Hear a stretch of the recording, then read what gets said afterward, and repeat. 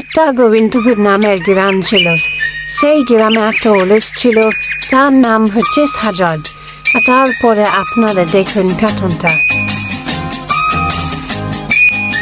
এই সেই অলস, এই যে এখন বসে এসে কি ভাবছে, তারপরে আবার ঘুমিয়ে যাবে।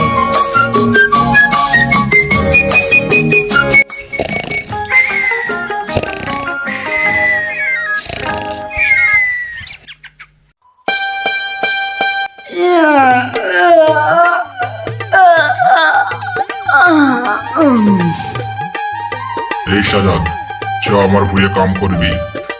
তোর মায়ের কাছে আমি কিছু পয়সা পাই, তাই শোধ করবি। চ আমার ভুঁয়ে কাম করবি।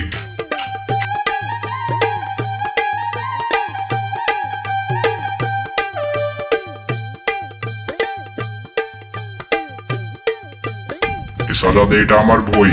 এই বইয়ে তুই আমার কাম করবি, আর শুয়ে পড়িস না যেন। ছাগল আসবে, ছাগলগুলা তাড়াবি। ঠিক আছে জমিদার বাবু। তারপরে বসে থাকতে থাকতে কখন যে ঘুমিয়ে গেছে সে নিজেই জানে না। এইখানে ছাগলে ফসল খেয়েছে, আর এইখানে ঘুমিয়ে পড়ে আছে।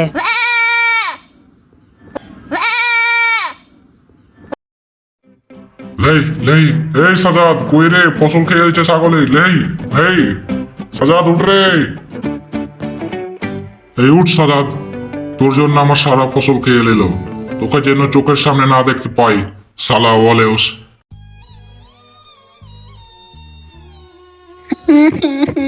আমাকে কেউ দেখতে পায় না। জমিদার, তোকে আমি দেখবো।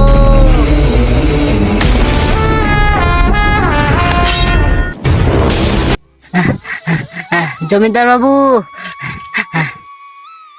জমিদার বাবু, তোমার খেতে সাজাদ আগুন লাগিয়ে দিয়েছে। কি বলিস রে? ওকে ধরলে সাজাদকে, ওকে আজ মেরে চামড়া তুলিয়ে দেবো।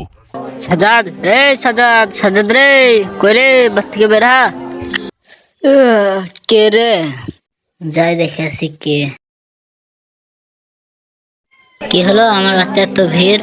তুই জমিদারের ভয়ে আগুন লাগিয়ে দিচ্ছিস? জমিদার বাবু ডেকেছে, চল।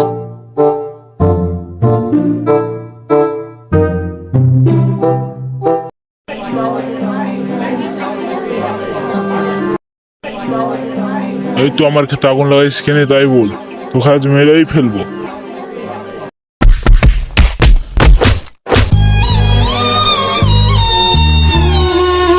নেক্সট পার্টে সাজাদের সাথে কি হতে চলেছে সেটা দেখার জন্য সাবস্ক্রাইব করে আমাদের পাশে থাকুন।